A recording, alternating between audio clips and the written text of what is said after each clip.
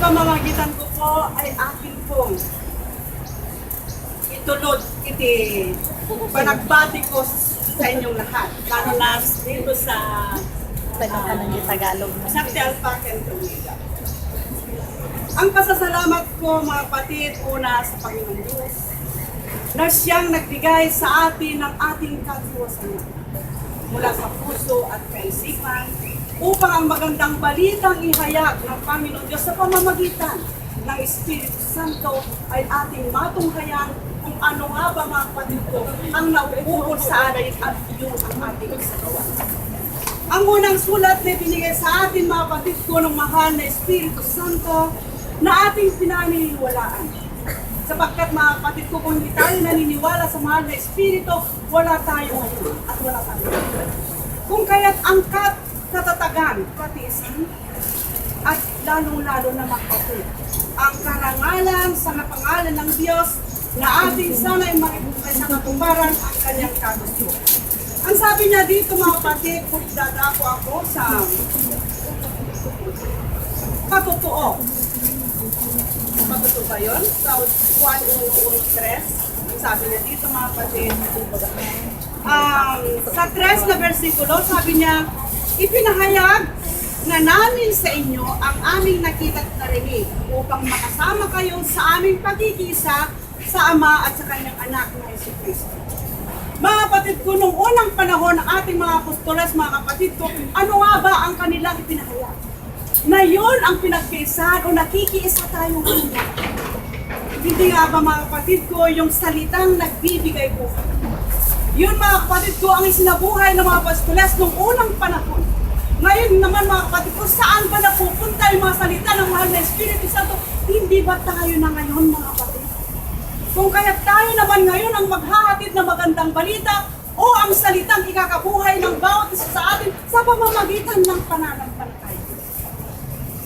Ako nanay tinukano, tisahu, kunanay tinabsat ko, isukuma.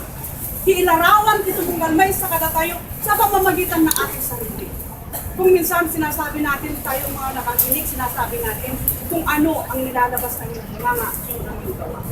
Mayroon to yung option doon na hindi lang mga kapatid yung nagsasalita, yun ang gawain niya. Tayong nangakinig, di ba we're very smart ang mga kapatid ko na nakikinig sa mga bagay na ating pinapakinggan.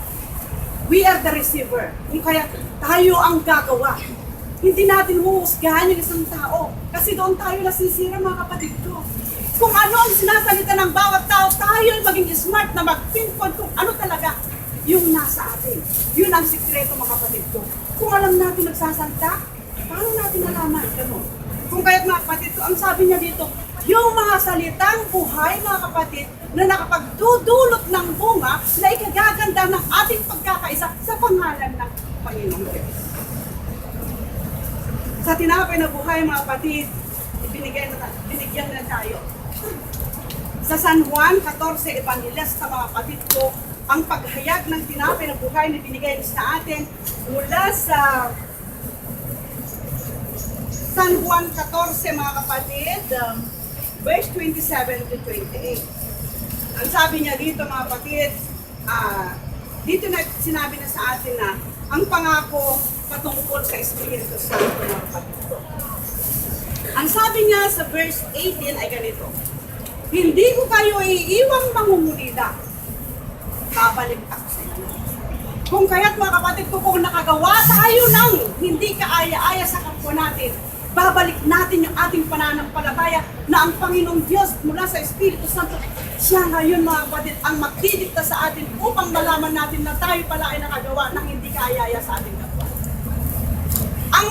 Ang mga lumalakad patungo sa patutuhanan daan mga kapatid ko, naniniwala ako na kung nakagawa tayo mga kapatid ko ng kamalian o taliwas sa kagustuhan ng Panginoon Diyos, hindi mo ba nandiyan ang Espiritu Santo nag-uugnay sa atin na siyang nagsasabi, nakagawa ka ng mali. Diba mga kapatid? Kung kaya't mga kapatid ko, ang sabi niya dito, lagi tayong hindi iniiwan ng Diyos mga kapatid ko sapagkat tayo ay pinagawa. Tayo kanyang nilinisan kung gusto natin. Ang sabi pa niya dito mga kapatid ko, sa sa aking ipagpatuloy, sabi pa niya dito sa 19. Kaunting panahon na lamang at hindi na ako makikita ng mundo ito. Kung ito ang salita mga kapatid, kaunti na lang ay ating makakamtan ang ating minimithi bilang isang anak ng Diyos na lumalakad ng matuwid sa kanyang tao. Ito sana mga kapatid ko, ang ating ipupurso sa ating sarili. Bilang isang nananampalataya mga kapatid, mayroon tayong vision. Diba? Kung may kasabihan, for better or worse, I must and I have Vision. Ganito pa ang sabi niya mga kapatid ko. Ngunit ako'y makikita ninyo kung arihin natin na tayo nga ang totoong nananampalataya. Sabi niya, kaunting panahon na lamang at hindi ako makikita sa mundo ito, ngunit ako'y makikita ninyo sapagkat mabubuhay ako. At mabubuhay rin kayo sa araw ng inyong malalaman ninyo na ako'y nasa Ama at kayo na ngayon nasa akin. Paano mga kapatid? Ang isang nananampalataya mga kapatid, paano natin malalaman na tayo nga mga kapatid ko ay nasa pilingan ng ating Diyos? Kahit nga ba mga kapatid, hindi tayo marunong. Ako rin, wala rin ako alam, mangmangtit ako mga kapatid ko sa kaalaman ko pati sa banal. Sa pananiwala na ang bawat isa sa atin mga kapatid ko na ating pakaisipin ang mga salita mga kapatid ko, hindi atin yun kung bagat tayo ay humihingi sa Panginoong Diyos at siya maroon magdidikta, magpapahiram ng mga salitang kataga upang sa ganun mga kapatid ko, ang pagtindig ng bawat isang nananampalataya mga kapatid ay makakasalanan. Kaya mga kapatid ko, mula nung tinanggap natin ng Diyos, siya lamang ang katastasan at kabanal-banalan mga kapatid ko, walang uurong sa atin. Ang mga laman, magawain laman ito mga kapatid ko, take note, alam natin lahat ng nananampalataya na ito ang napakalaking dahilan kung paano tayo magulong sa patibong mga kapatid ko. Kaya take note, alam natin na ang gawa ng laman natin, ito mga kapatid ko, ang dahilan kung bakit hindi tayo makaakyat. Diba? Kaya kung kinakalang magbawas tayo mga kapatid ko, upang magaan ang ating mga sarili mga kapatid, kahit tintik, walang imposible, kaya natin ito yan. Sa ngalan ng Panginoong Diyos, mula sa Diyos Ama, Anak at Espiritu Santo, manatili mula sa akin at sa inyo pagpakailanman, magandang oras sa inyo.